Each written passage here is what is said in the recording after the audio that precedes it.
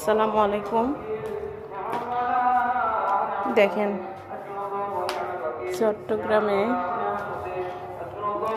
আমি তো বিকাল থেকে এটা শুনতেছি, তো আমি ভাবছিলাম যে এমনি হয়তো মসজিদে গেছিল, কিন্তু এখন জানতে পারলাম আর কি যে এটা মসজিদে না, এটা একটা বাসাতে।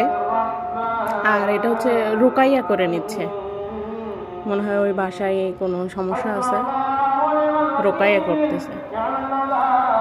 কিন্তু আসলে আমি কখনোই ভাবি নাই যে রোকাইয়া এরকম মাইক দিয়ে।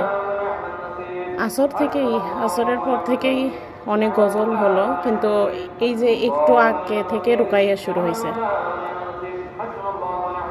মানে আগেকার সময়ের মানুষেরা অনেক সহজ সরল ছিল, এত মনে হয় ছিল না। এখন যত আপডেট হয়েছে সময়, তত যেন আরো এইরকম প্রতিটা পরিবারেই দেখবেন একটা না একটা ঝামেলা এরকম। বিশেষ করে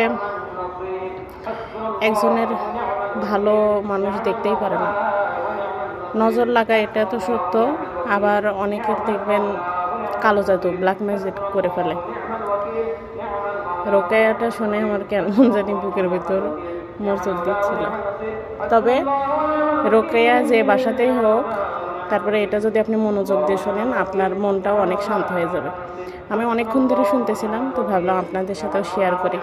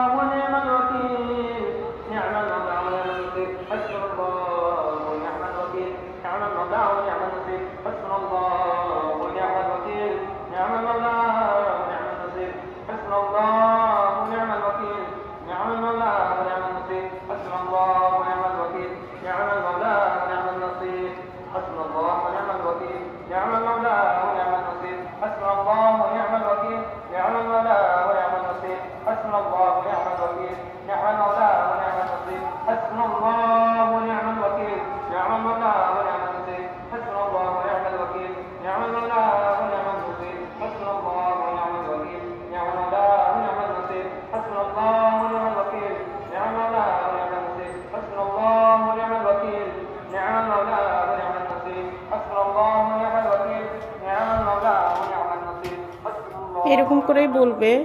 মানে রুকাইয়ার তো একটা মানে আপনার নিয়ম আছে, সেই নিয়মে আর কি ফলো করতেছে। তো আমি রাতের রান্নাও শেষ করলাম, এখানে চিংড়ি মাছ রান্না করতেছি। এটা আমি শুনতেছি আর কি মনোযোগ দিয়ে। আবার রান্নাও শেষ হয়ে গেল, আমার রান্না মোটামুটি শেষ। ঝাড়ু দিলাম, এখন একটু ফ্যান দিয়ে রিল্যাক্স হয়ে একটু ফ্যানের নিচে বসবো। আমার তো আর রান্না আমি রাতে খাওয়া একদমই বাদ দিয়ে দিছি। যখন খুব বেশি কষ্ট হয় তখন খাই, তারপরেও অ্যাভয়েড করার চেষ্টা করি। তো ওটা হাজব্যান্ডের জন্য রান্না করলাম। যেটা হোক, রোকেয়াটা শুনতে ভালো লাগতেছে। মনোযোগ দিয়ে যদি আপনি শোনেন, মনটা একদম শান্ত ফ্রেশ হয়ে যায়।